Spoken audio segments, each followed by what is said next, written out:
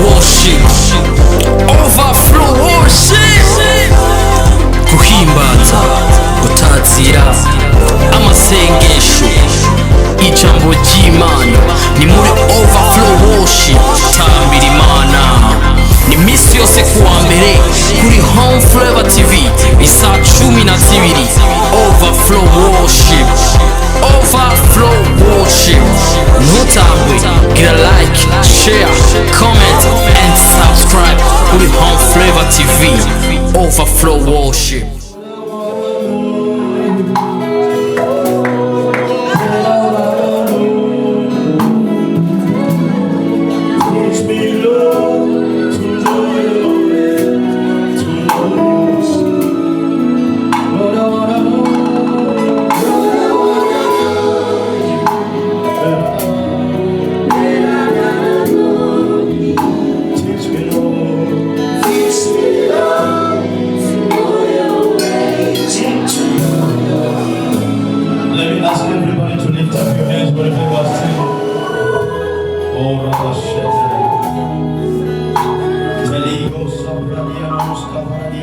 Can you pray wherever you are? Pray in the spirit if you can.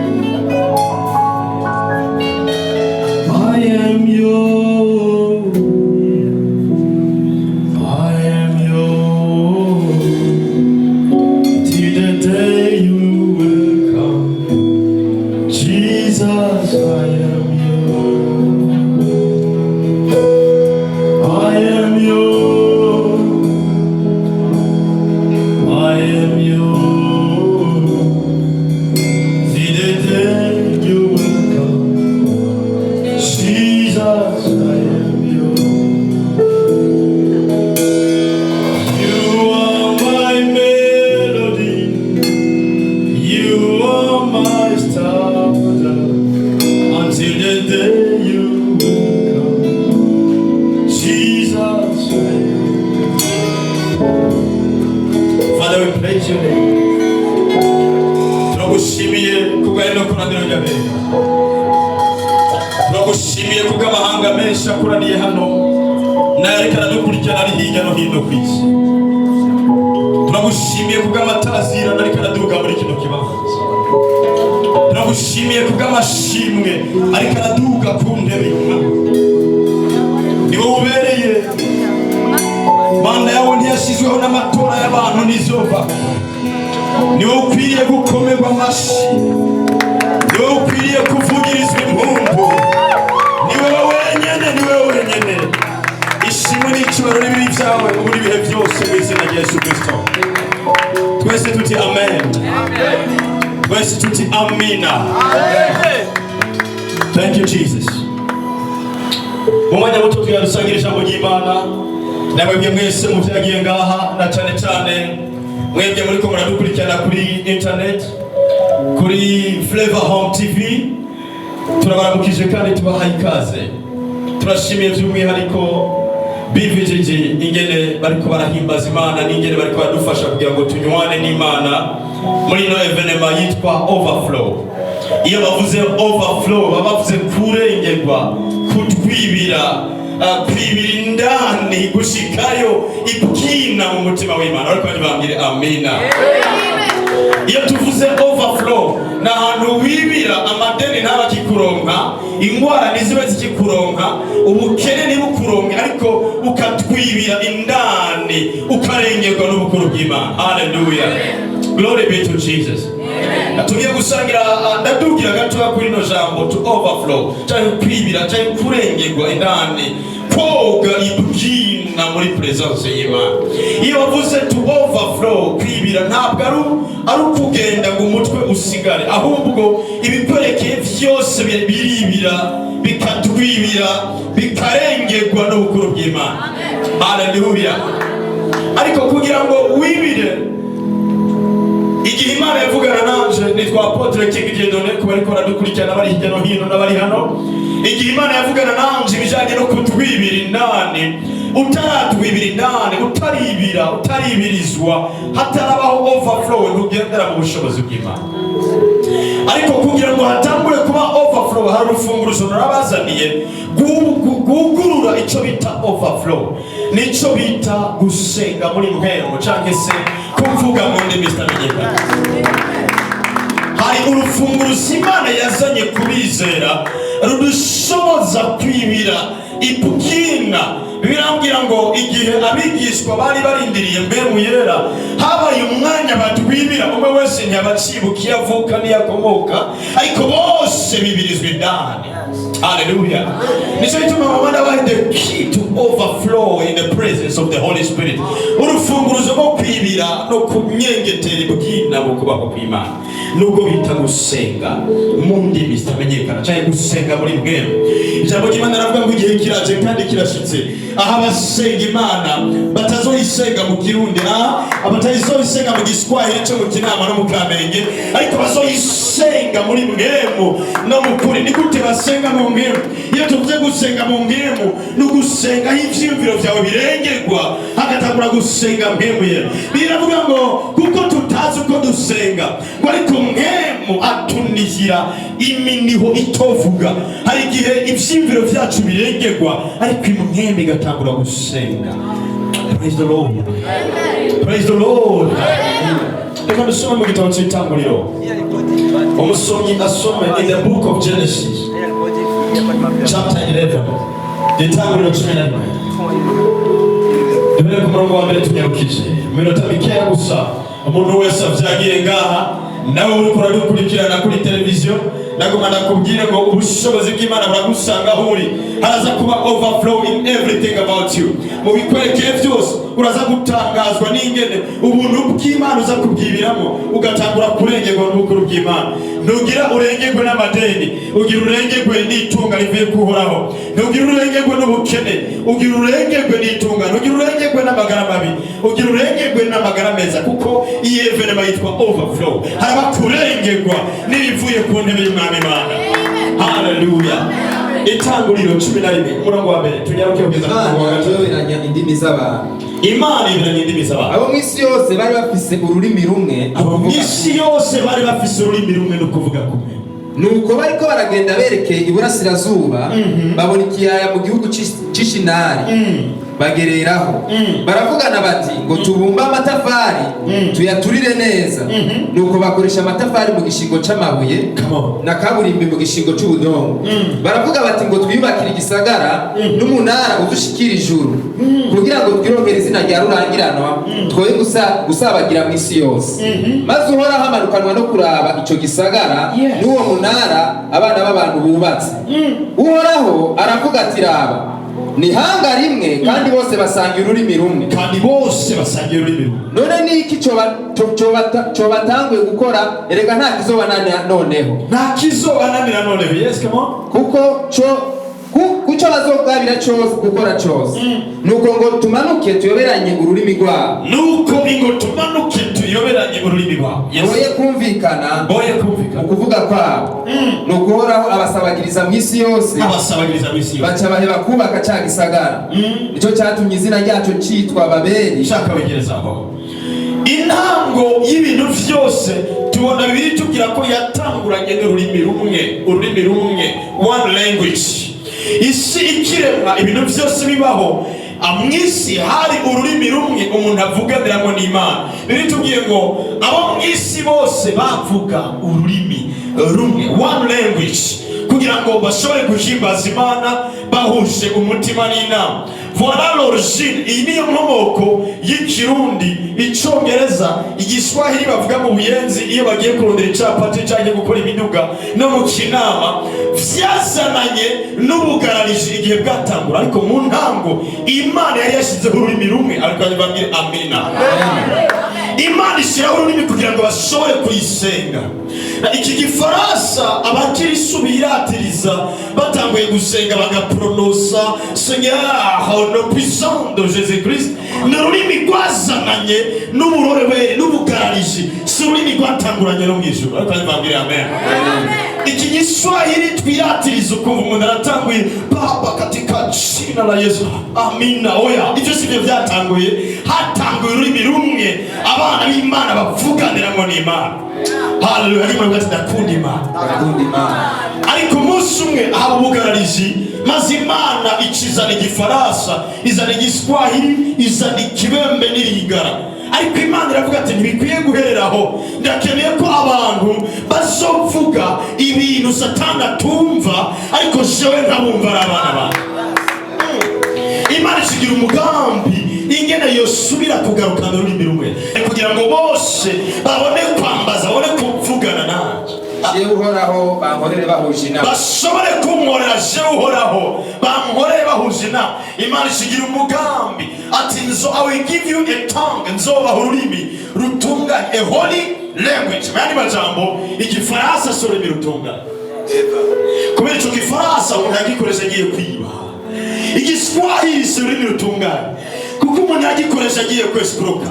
Ikirundi si ururimi rutunganye umuntu yagikoresha ariko arabesha. Ariko there is a holy language, hariho ururimi rutunganye Imana yacitangura gutegura kugira ngo isuzanire abizera abana b'Imana bashobore kuvuga mw'isi imwe Satani ntiyumve ariko Imana yumva. Ariko nibambire amen.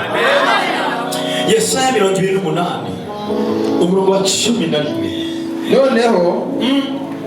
Noneho rero uhora azovugana n'ubwoko yes mu kanwa katumvikana yes no mu rurimi rundi. Noneho rero uhoraho azovuganira no mu bwoko. Hari mu gihe cy'isezerano rya kera abantu baza mu cyumba ati Imana ngira mfata urugendo undinde aksida, ariko Satani akaba yakumvise akaca agenda gutega iyindi ingozi agategura iyo yari yateze ibugarama kuko wayiteguye. Hanyuma push another language. Iyo batanguye kuvuga Satani acacika ubutari seminareva. Ndakambwira amen. This is a language from heaven. N'ururimi rwavuye mu ijuru. When you start speaking in other tongues, iyo utangiye kuvuga mu rundi rurimi, Satani ataraba umudayimoni. Ati gihe wagenda kuri Saint Esprit bijya bintu wumva bariko baravuga hari byari bihariye, umudayimoni akavuga ati navyo nasanzeyo. Iyo utangiye kuvuga mu ndimi zitamenyekana, Satani araba umudayimoni ajazwa akarere ko Kibukavu na Sud Kivu. Ati bijya bintu ariko aravuga uravyumva, ati numva umenga hari biringa ariko sicyo, kubera iki n'ururimi rutunganye, a holy language. Iyo utangiye kuvuga abadayimoni bacika batize, Satani agacika utize, abazimu bagacika batize, ariko abamarayika bakumvira kuravuga bakabanye babwire amina. I will give you a language. Nzoguha ururimi. Ikibazo dufise mw'ishengero ryo mu Burundi no mw'isi yose, abakirisu bafashe kubwo rurimi rw'abantu bamwe ariko n'ururimi Imana yazanye kubw'abizera bose. Bakabwire haleluya. Mariko kavuga mu cyongereza uti I'm a believer.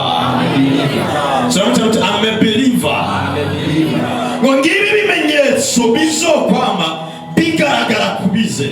Icambere bazosenda abadayimoni mu izina ryanjye. Ariko igikurikira uwizera wese, apana abapasitori, apana ababishop, ariko uwizera wese, whoever who believes in his name has the right to speak in other tongues. Uwizera wese iryo zina yarafise ubushobozi bwo kuvuga urundi rurimi. Ikibazo dufise mw'ishengero rero no munsi, abantu babuze itandukaniro hagati yo kuvuga mu ndimi no kuvugishwa mu ndimi zitamenyekana. Ndagomba gufasha wewe wicaye ngaha, mwese wicaye hariya, mwese wicaye hariya, ndagomba ko uyu munsi iri jambo uritahana maze ugatangura kutwibira muri presence y'Imana. Hari itandukaniro hagati yo kuvuga mu ndimi zitamenyekana no kuvugishwa mu ndimi zitamenyekana. Kuvugishwa mu ndimi zitamenyekana vyazananye n'igihe c'ikanguro, aho icika ingabire ukavuga message mu rurimi Imana iguhaye, bigasaba ko haba umuntu ayisigura. Ivyo vyitwa kuvugishwa mu ndimi zitamenyekana. Ariko hariho kuvuga mu ndimi. Iyo bavuze kuvuga si kuvugishwa.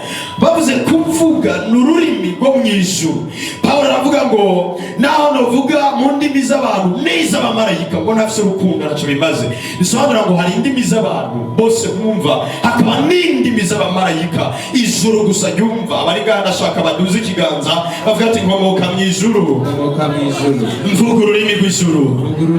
Haleluya. Ariko ni Nehemiya 14 ivyo kuvugishwa n'Imana no kuvuga indimi zitamenyekana. Somera umurongo wa 2. Ariko abarira Imana kuko atahuvyumva, ariko mu mwema avuga amabanga. Ariko mu mwema, in the spirit he speaks mysteries. Nguvuga ururimi rutamenyekana avuga amabanga ngo kuko atawuvyumva, ariko mu mwema avuga amabanga. Ngiki kibazo mwishengera abantu bagize bavuga ngo none kubera iki bariko bavuga ibintu ndumva. Erega dukeneye kuvyumva kuko uyo muntu ariko avugana n'Imana yiwe. Haleluya. Umuntu wese ariko avugana na papa ntakeneye interpret. Abizera ko Imana ari umuvyeyi wawe wabwire amen. Iri kuvugana na papa ntukeneye interpret kuko uri kuvugana n'Imana. Nicyo gituma Imana yaguha ururimi Satani atumva, abadayimoni batumva, ariko Imana yonyine imenya ngo nta mu interpret nkeneye, ariko avuga amabanga. Ariko bavangire amen. Haleluya.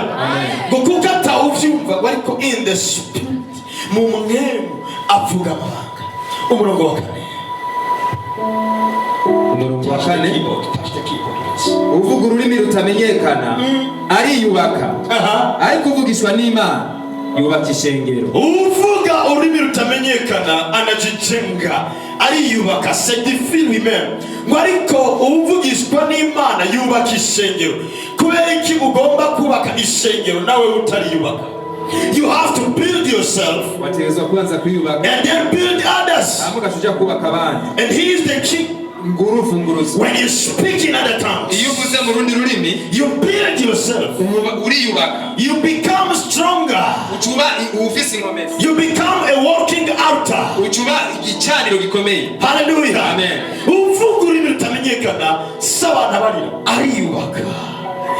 Imbere yuko ugenda kudepoza dossier iyubake.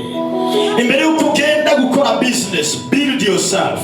Imbere yuko ugenda kurongogwa, build yourself.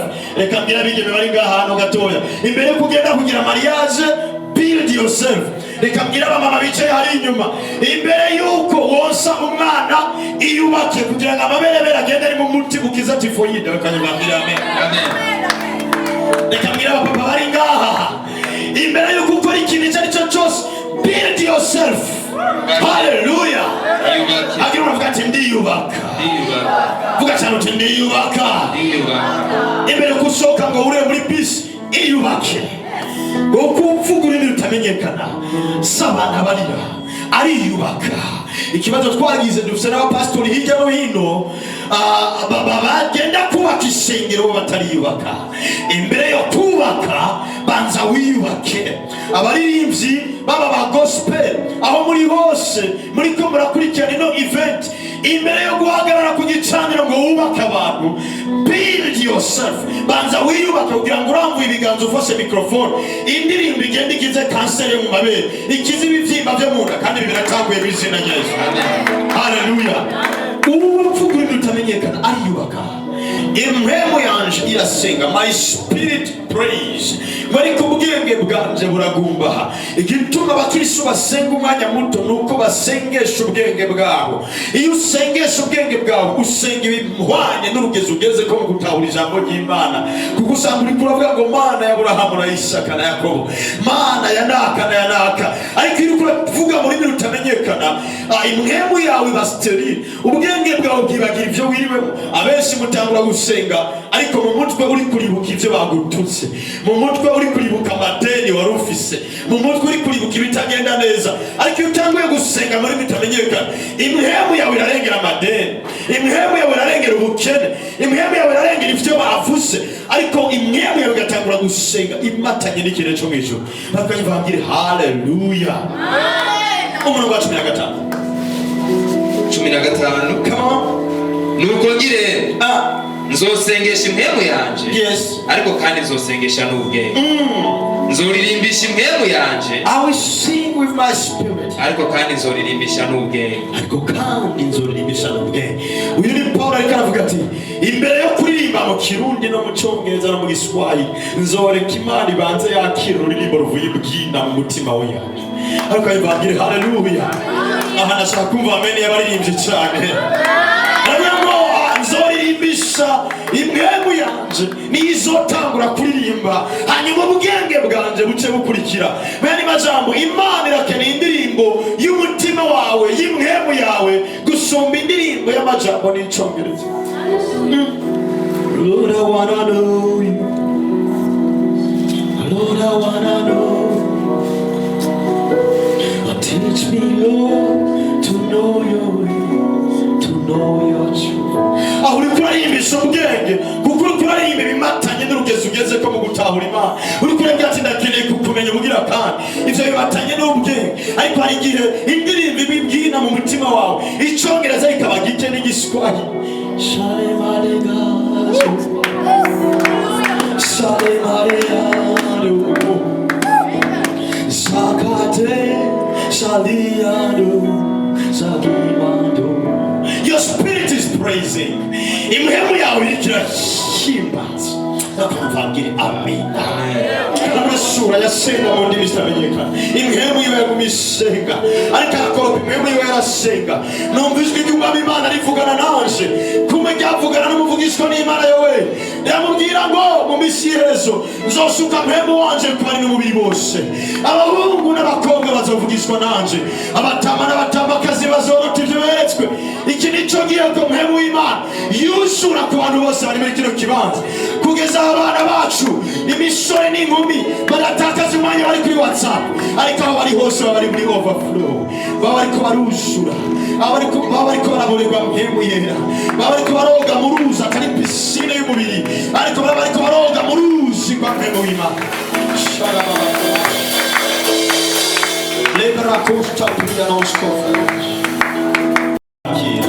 Sivyo biga ku ishuri, sivyo biga kuri university, ariko n'ururimi Imana itanga. Yavuze ngo Yesu igihe yagomba duke ngo nanje nzosaba data abarungikira umwitsa, azabarungikira mpemu yera, ngo kandi muzohabwa ubushobozi mpemu yera niyabaza ko we buhagaze ngaha. Mpemu yera yaratanzwe kandi ntabwo yasubiye ku Mana. Icyo basutse ntibayora, Imana yarasutse mpemu w'Imana. Nicyo bituma bigusaba kwizera gusa. Kurya wakiriye Yesu Mwami n'Umukiza biciye mu kwizera, niko wakira ururimi rutamenyekana biciye mu kwizera. Aho nyine uhagaze bishoboka kuri kuradukurikirana kuri YouTube, bishoboka kuri kuradukurikirana kuri televiziyo yawe, ukoresheje telefone yawe cyangwa ukoresheje machine, laptop, ordinateur. Ndagomba aho nyine wicaye, uri mu modoka, uri mu biro, uri ku kazi, aho uri hose ujuze ibiganza byawe usenge rino sengesho ritoya gusa. Inyuma yo kurisenga uchumenya ko nitwasenga nawe uza kubyakira mu izina rya Yesu. It's gonna be an overflow. It's gonna be an overflow. Uraburuze rutemba. Reka gusaba dukije ibiganza byawe ugaye maso yawe. Imbere yuko musubira muri sengesho ryo kwakira mpemu yera, no kwakira uruzi rwa mpemu yera, no kwakira ururimi rutamenyekana. Bishoboka ko bari ko baradukurikirana hirya no hino, n'abicaye hano muri kino kibanza. Something is happening. An overflow has started. Uruzi rwatanzwe gutemba muri kino kibanza. Uruzi rwatanzwe gutemba muri kino kibanza.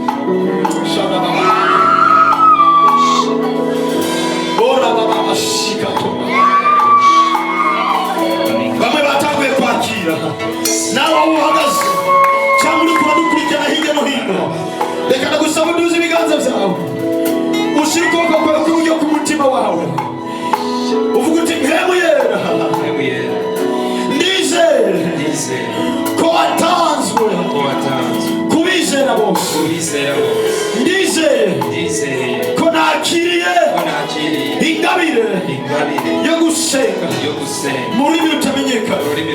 Uhereye umunsi uruzi rwa mpemu yera ruratemba kuri shewe, ndoga mu ruzi rwa mpemu yera. Tuzi ibiganza uhagaze uruzi rw'amemero rugiye gutemba bunyene. It's gonna be an overflow. Reka ndagusaba wenyine uhagaze tangura gusenga kuko ndumva mwemwe yariko arabirekura tangura gusenga muri Mr. Bishika abaririmbyi n'ishengero ryose. Reka ndagusaba nduzi ijwi ryoroheje aho uri nawe utangure kwakira aho uri nawe utangure kwakira aho uri nawe utangure kwakira aho uri nawe utangure kwakira.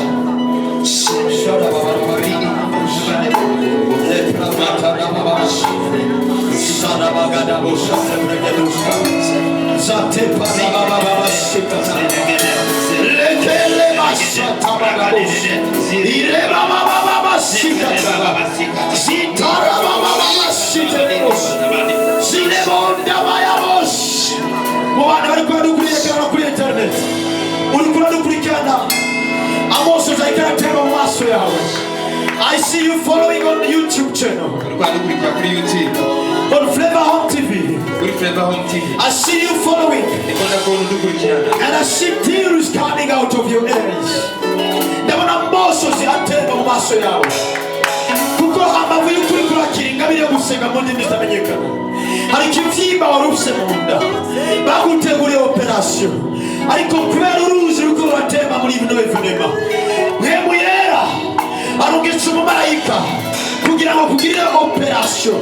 I see a divine operation in the mighty name of Jesus. Operation ivuye mu ijuru. Harumberekana dukurikirana. Urafise kanseri yo mwibere ry'iburyo. Ubonye video yaramaze guhera. Mbona umumarayika kunyereka wicaye.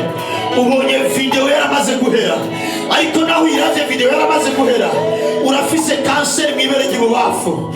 Mbonye umumarayika kugira operation mw'izina rya Yesu Kristo. I see a divine operation. I see a divine operation.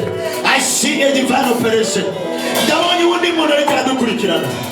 Wewe ukurikiranye video ugeze ahantu abaririmbyi bariko baririmba BBTG bariko barahimbaza Imana, ariko ugiye wumva umenga n'ikintu kituritse ku mutima wawe kubera ko mu meza biraheze abadayimoni bakugeneye ngo wiyahure, ariko muri iyi ndirimbo bariko bararirimba I see something happening.